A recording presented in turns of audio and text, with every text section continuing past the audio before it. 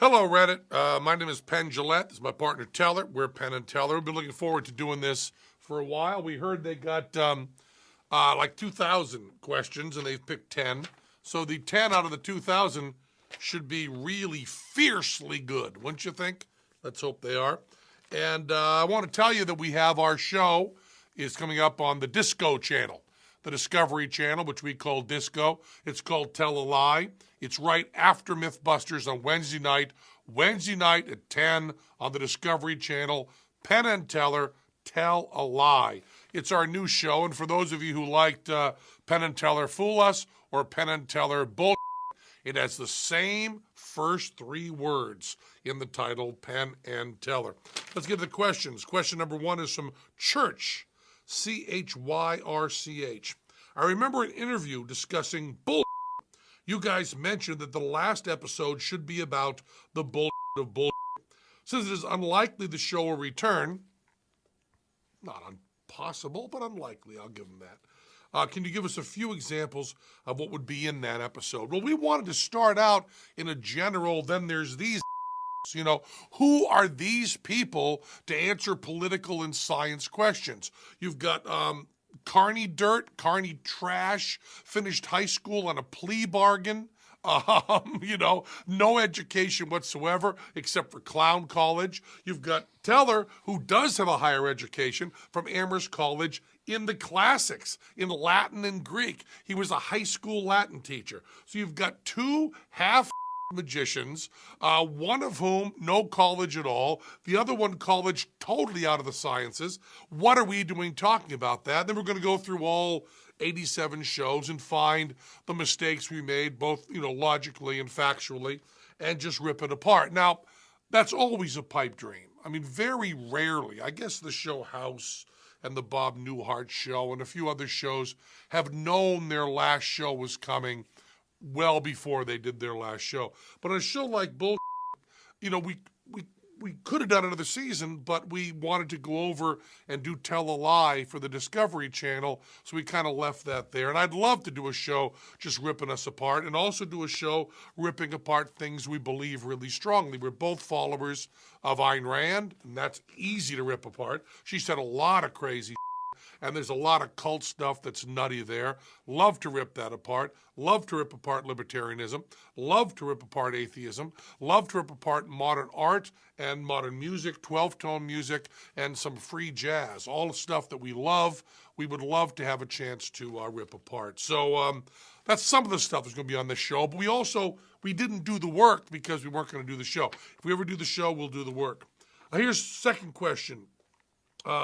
Pooposaurus Rex. This is Pooposaurus Rex. Has a trick ever gone horribly wrong on stage to the point where you couldn't recover?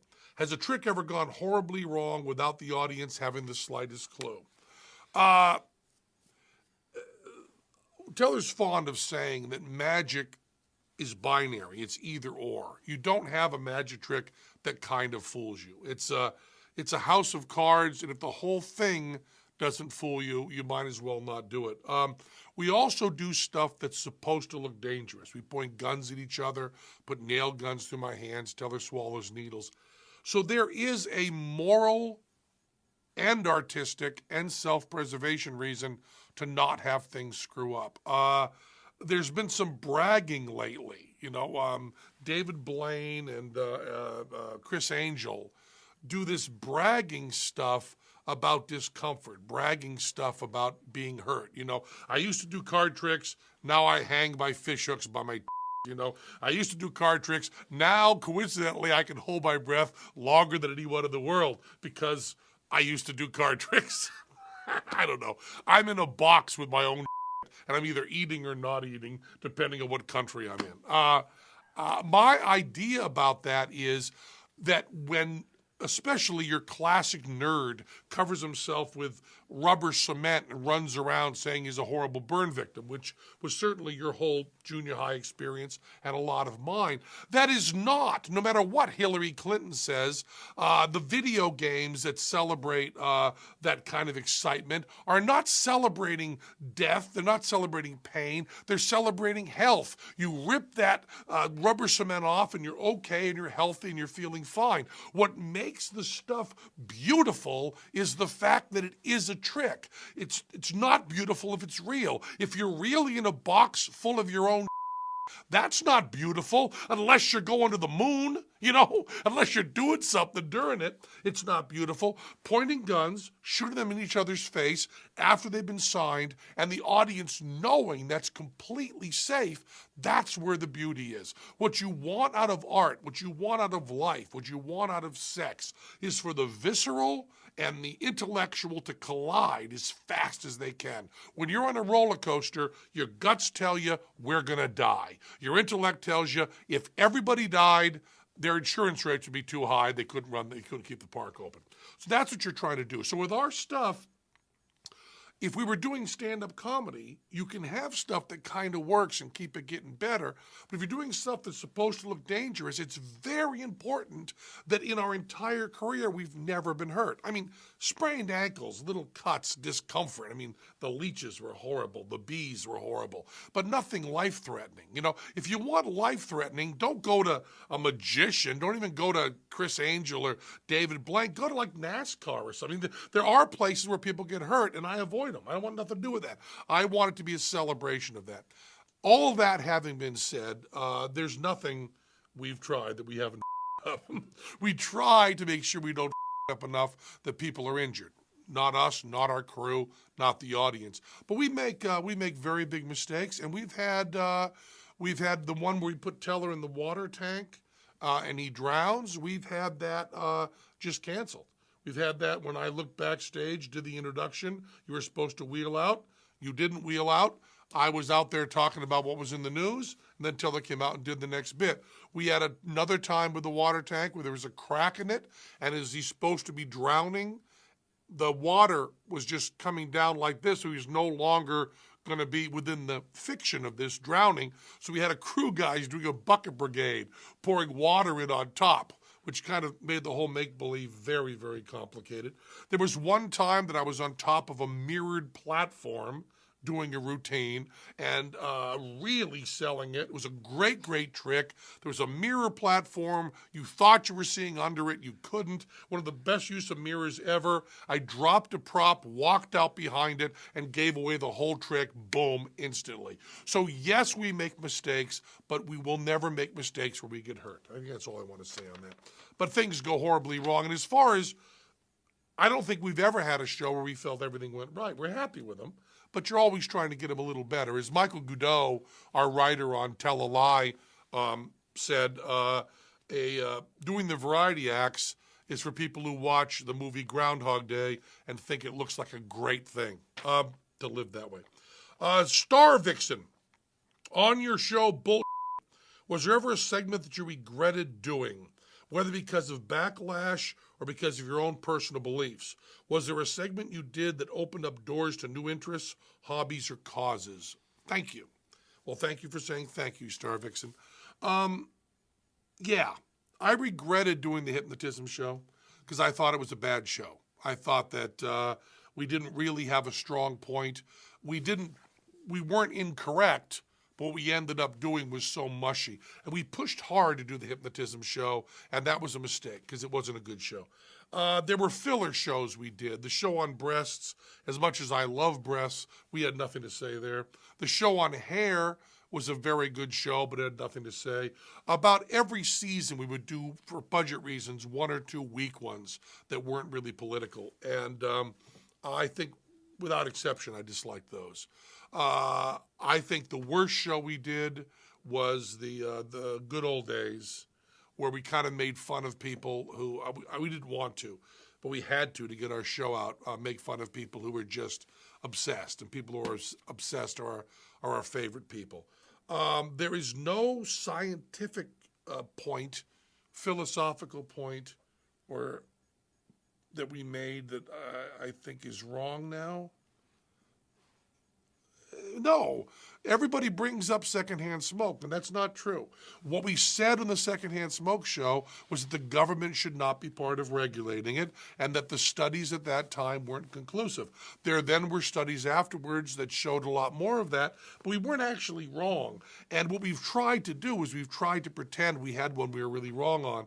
But if you watch the show, you may disagree with us politically, but I don't think we're wrong scientifically, although the spirit was a little wrong on that, the feeling, the heart on that was. I don't think I got into any new interests or hobbies or causes from any of them. I mean, I was already, the ones where you see us get real excited, like Norman Borlaug and the Green Revolution, and all the stuff we do on the world getting better, and the stuff on disagreeing with the Bible and Mother Teresa, were all things we brought to the show. You know, there's a misconception because other shows are like this. Most other shows have producers and writers, and then they have meat puppets, on-air talent that just kind of read what happens.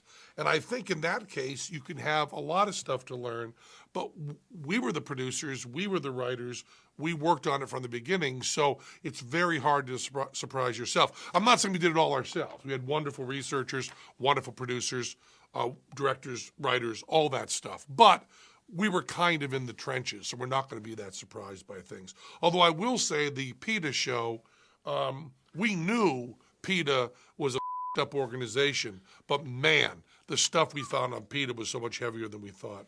The next question is from Permutation. What was the most drastic shift in personal belief while researching a topic for bull? That's the same question. It's the same question with different words. Probably the most drastic shift for me was, but I don't even know. I would say hypnotism, except, I wanted to say that all hypnotism was just bull. That's what we wanted to do on that show. And it's just not true. And that made us do a lot of weasel words and mix in there. Was it? Recycling, I also didn't expect, but that's all in the direction you wouldn't think. I mean, recycling, we started out with recycling as bull, but that came out of that New York Times article I read, and a lot of the stuff that was heavy in there I'd already read when we came to it. So I think it's the same kind of answer. It's not that we're not open-minded, it's just that we're working on it, so our opinions don't change when we do the show, they change when we're working on the show, which I guess you could have asked that, but okay. G. Julius Caesar. Which performance on Fool Us had you most perplexed? Although we figured it out when the camera was off us, the act that was done with them serving dinner, the 3 plates, and the people from the audience, knowing that those people weren't set up in advance, which we did know, made it very, very perplexed. What's the guy's name? It's blanked on it. Oh, it's horrible, because I just talked to a friend of his on our show, too. There was a thing where they brought up 3 members of the audience, had them write their names, name tags. They had meals in front of them, and all of it was predicted, although they made choices. It was really, really wonderful.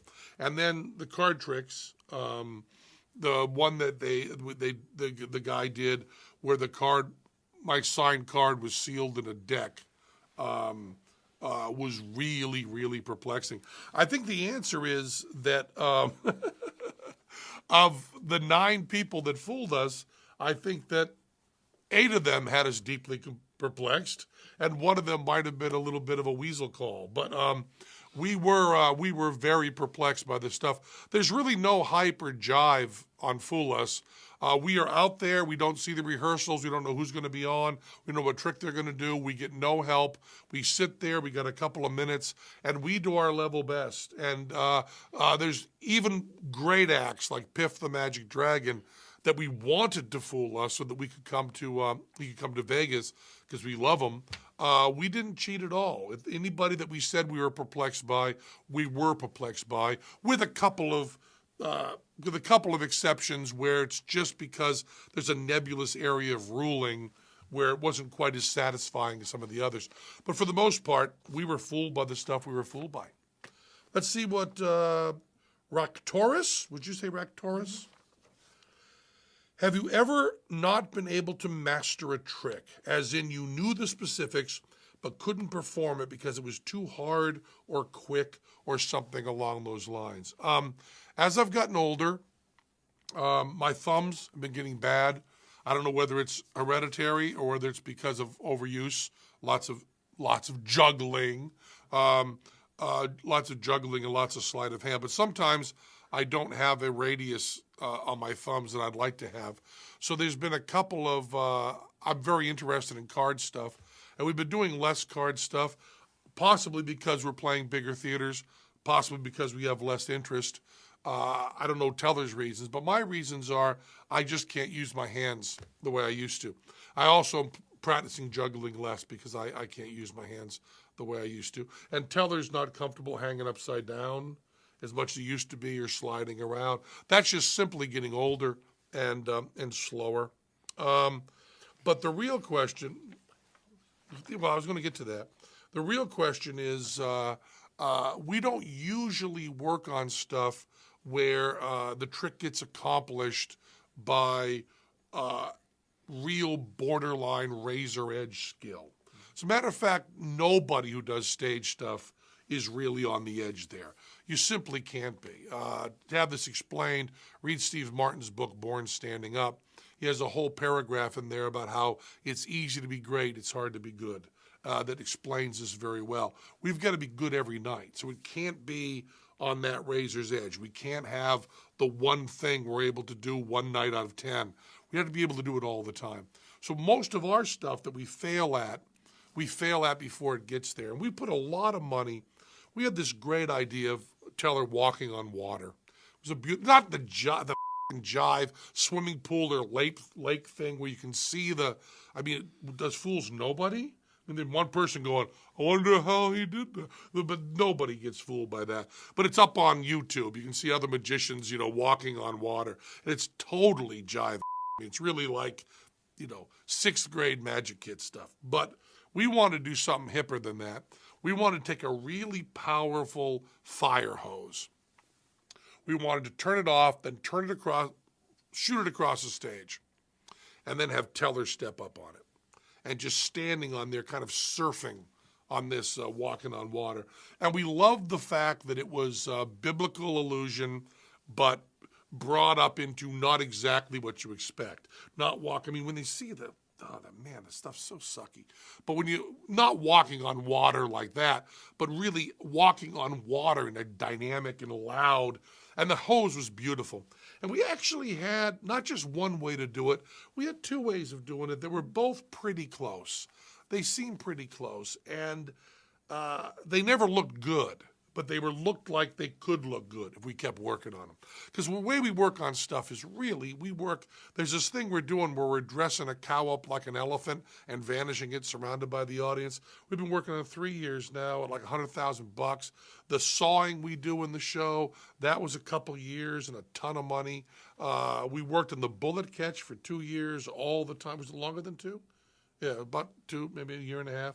And every day, working on that thing. We work on a long time. But this water thing, we never got to fail at the trick because we failed at the getting the water on stage. The problem is running a fire hose that doesn't look wimpy. You don't want to do like what they do on the kiddie pool with plexi under it that he's walking across. Oh, I'm so heavy. I'm Jesus. Oh, we don't want to do that. We wanted to do like a big stream of water, powerful. And the big stream of water was ruining the stage and ruining the lights. And we could not control the water. And if you put it in a plexi tube, you've destroyed the whole trick because then the audience can't see it. So it had to be this huge flow of water that would aerate and you could feel and breathe and smell in the theater and kind of feel it getting humid. And it had to be loud, just so loud I couldn't talk. It had to be all those things. We got that from a hose and got that from the trick, but if we had done it like 10 nights, we would have ruined the theater. And so they wouldn't allow us to do it. And of course, we wouldn't do it anyway. It's our theater. But it was the same problem with the world's biggest card trick, where we had forklifts shuffling tons of cards that we did over at Bally's. But we did it at Bally's by putting down, was it 3/4 inch? 3/4 inch steel plates and welding them together. And it ruined our feet, ruined the audience members. It slipped around. And you just can't have the weight on the stage. So the problem is, when other magicians build stages for themselves, they want to build them with trapdoors, and they want to build them with easy escape routes up and down.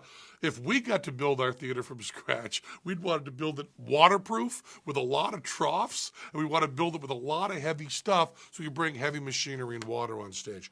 But I would call our Walking on Water a complete and utter failure. Cost us a lot of money, a lot of time, a lot of heartbreak, and we failed. 7 by G.C. Mandrake. Or would you say G.C. Mandrake? In Penn's book, God No, Signs You May Already Be an Atheist and Other Magical Tales. Looks like this. In Penn's book, he states that outside of a professional context, he and Teller almost never socialize. Has this always been the case? Did you do more non-work related things together when you first started as a double act? Is it just you get burnout from being together so much of the time? Well, when we first started out, there wasn't a choice. We first started out, we were doing Renaissance festivals and fairs. We lived together. We lived together in an apartment. We drove together in our Datsun 210 station wagon with all the props in the back.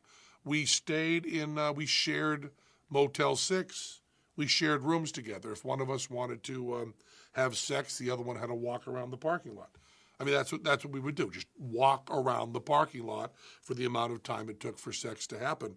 And sex sometimes, can take minutes. Walking around the parking lot, you're in like Georgia, and you're walking around a parking lot doing nothing. Or you try to walk all the way to the supermarket, get some cheese, walk all the way back. Because sometimes the sex involved having to take the car to go out and find the sex. That was part of if the sex was just, then the other person could have the car.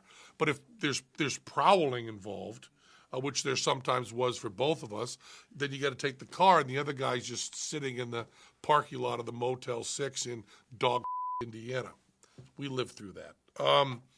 And we were in the car together all day. We drive to the gig, we do the setup, we do all the interviews together. We were together all the time.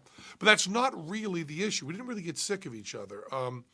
I believe that the volatile groups, Lennon and McCartney, Martin and Lewis, Gilbert and Sullivan, you don't have teams nowadays. We have to go back in time. But Martin and Lewis, and especially Lennon and McCartney, those two groups, were love affairs. Those were two people who fell in love. Lennon and McCartney were certainly in love. And then when things start to not go right, love is heartbreaking. Teller and I started without any natural affection at all. I didn't have that, that feeling you have of wanting to hug somebody or wanting to be around them or really feel affectionate toward them, which I feel towards a lot of people. I never felt toward Teller. Our relationship was essentially an email relationship before email. It was very, very sterile, very cold. But the information was very important. And we agreed on all the important stuff. And we also disagreed on stuff of how art was put together. And there was these intellectual ideas Teller had about how magic should be an intellectual form. I hated magic. I wanted nothing to do with magic. But Teller said it was supposed to be intellectual. It was built-in irony. The more you knew about the world, the more powerful it was. It wasn't a kid's form, and it wasn't a form for a greasy guy in a tux with a lot of birds torturing women in front of Mylar to bad, small white boy rip-off Motown music. It could be something else. And that conversation went on. And I felt from the moment I met Teller, from the moment I had the first conversation with him, I was still in high school. He was a high school teacher, different high schools. Our age difference, we're now the same age. When we were younger, we were a different age, 7 years between us. which doesn't matter now, did matter then.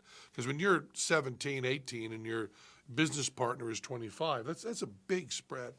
And he had so much to teach me. There was so much to learn. There were so many different ideas. It was just this constant conversation, and very intellectual, very sterile, very non-emotional. We were respectful of each other. We got along great. I don't think that many people could live like we did. You know, we lived 24 hours a day together. I mean, we slept in beds next to each other in the Motel 6. We sat next to each other and drove. We did all our shows together. We would very rarely see anyone else. We were just traveling, the two of us, and, you know, that was it. But it was built on respect, and respect is more important than love. If you think, I've always believed that what I did with Teller was better than what I do alone. And we're like two guys that run a dry cleaning shop or something.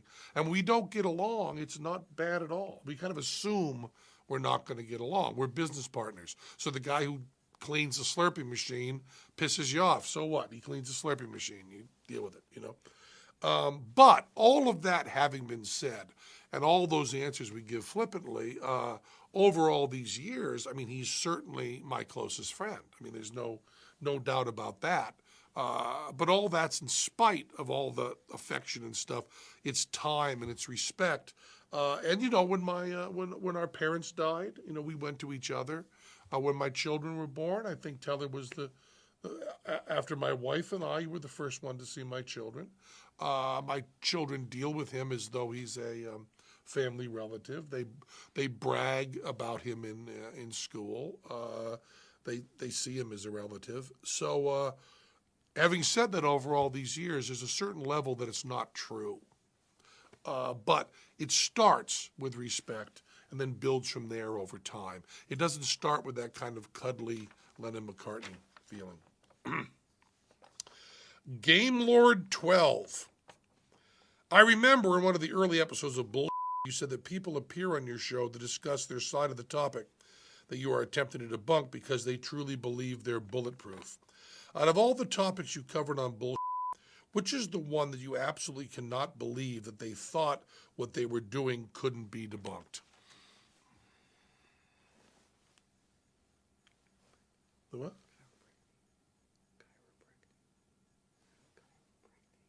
Oh, yeah, that is the one, isn't it? Yeah. Yeah, that's the one. No, it's chiropractic. You know, chiropractic, I think a lot of chiropractors believe they're jive. They know it's jive. They know the subluxation is jive. They know they're pulling a scam. But a lot of them don't. The stuff with chiropractic, the stuff that they prefer to be called chiropractic, which is why I call it chiropractic. The stuff that has to do with the psychological manipulation, the placebo effect. It works on both of them. It works on the practitioner and on the patient, and they can fool themselves on that. So I think that chiropractors are also some of the most unpleasant to us. They treated us badly. But in a weird way, about one night, about 50 chiropractors came to our show and bought tickets and then announced afterwards. It was this really attractive woman. And she came up to talk to me, and I was really thrilled. And then I realized that she hated me. Not the first time that's happened. A very attractive woman hating me. And she told us that they were all chiropractors and that they had come to our show that night to tell us they were going to boycott us. Which means not only did the chiropractors not understand chiropractic or medicine, they also had no understanding of a boycott. I don't think we've ever sold 50 tickets to chiropractors in one night. You have to not buy tickets if you're going to boycott. You don't buy tickets and then boycott. Just a little piece of advice: if you're planning a boycott, do it right. There's also were people on the show who didn't believe what they were saying.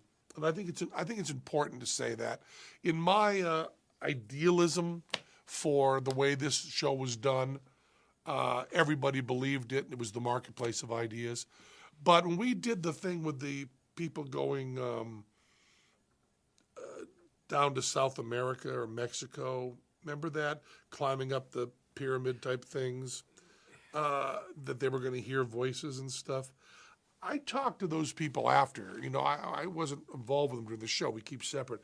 But they came to our show and talked to us, and it was very clear they were kind of on our side and just scamming. And, that kind of Jerry Springer, Oprah thing happens where people want to get on TV and kind of punk us. And I think several of them did successfully punk us.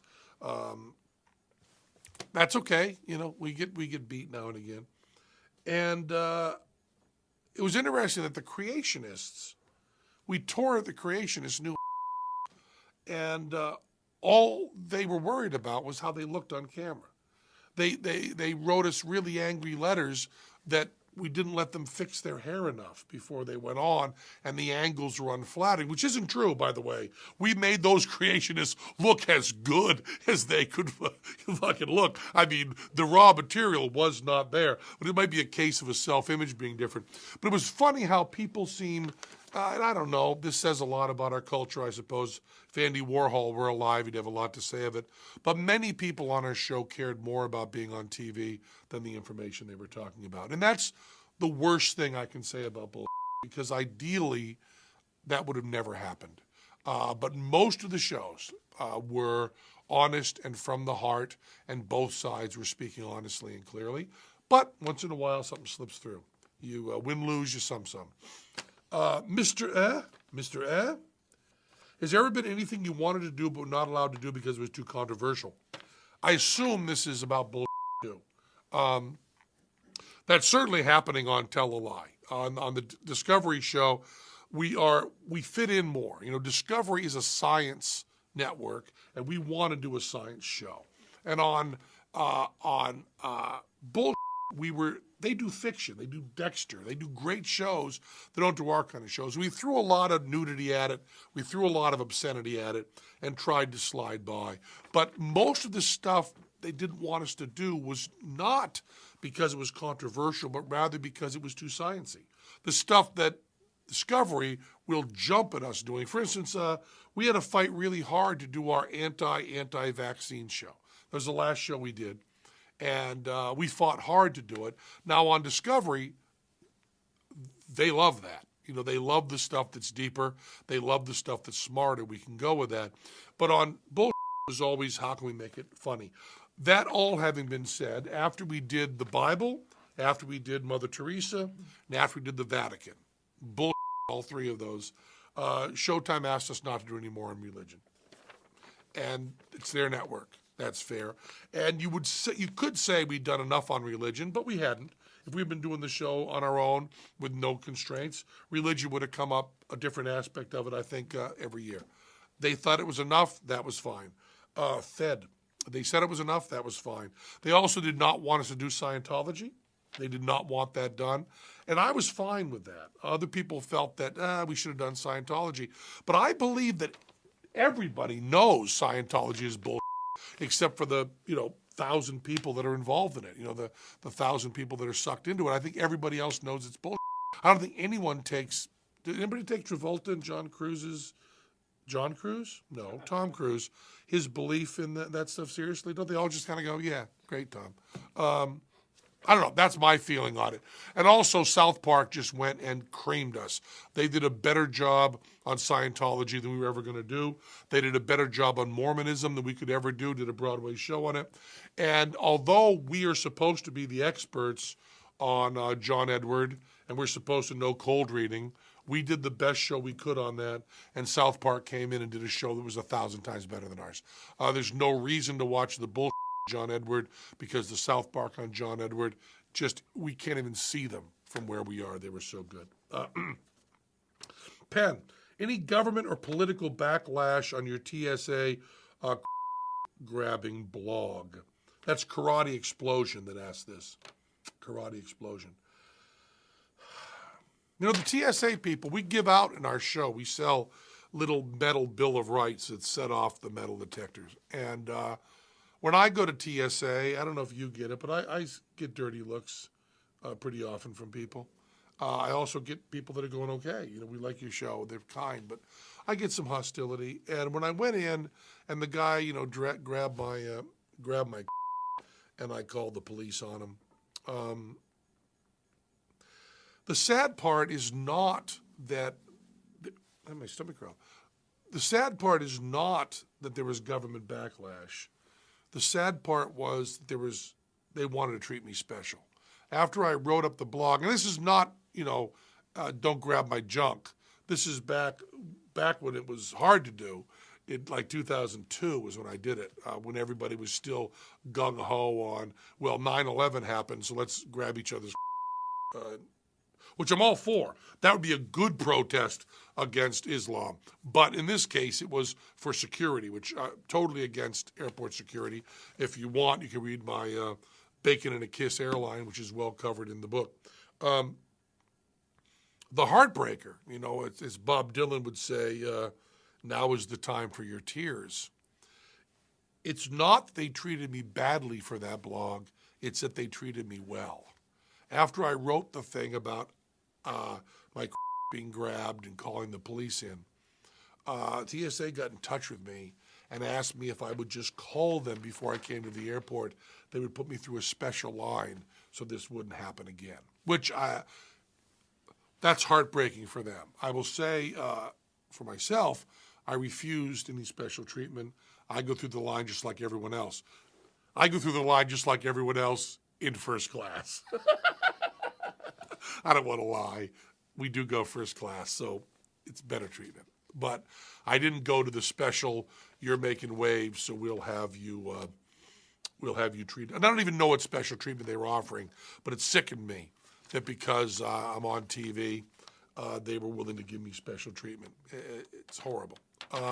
Although I'm less likely to be a terrorist, so maybe there is some logic for them. But still, that wasn't the reason they were doing it. And I am on TV. I'm on TV with this man here in a show called Penn and Teller Tell a Lie. It's going to be on Discovery, which we call the Disco Channel. Discovery, right after our buddies on Mythbusters, who are opening for us. We had our buddies on Mythbusters open for the biggest show on Discovery, which is called Penn and Teller Tell a Lie. There'll be 7 or so science stories every week, and one of them is an out-and-out bold-faced lie. There are apps for all your smart devices that will allow you to vote as we go and see if we can fool you with 7 unbelievable stories, one of which should not be believed, on Penn and Teller Tell a Lie on the Discovery Channel. I love doing this Reddit thing. I love these questions. Out of 2,000, those are 10 good ones. Thank you so much for putting me on Reddit. I'm so sorry on my Twitter. I spelt it R-E-A-D. Should be just Reddit. I made a big mistake. I apologize for that. But all our guys, Nate Santucci, all the guys in the crew, my wife, they all read Reddit. They all love it. Most of the stuff I get is from Reddit. So thank you all so much. Please ask us to do this again. Penn and Teller Tell a Lie on Discovery, 10 o'clock on Wednesday.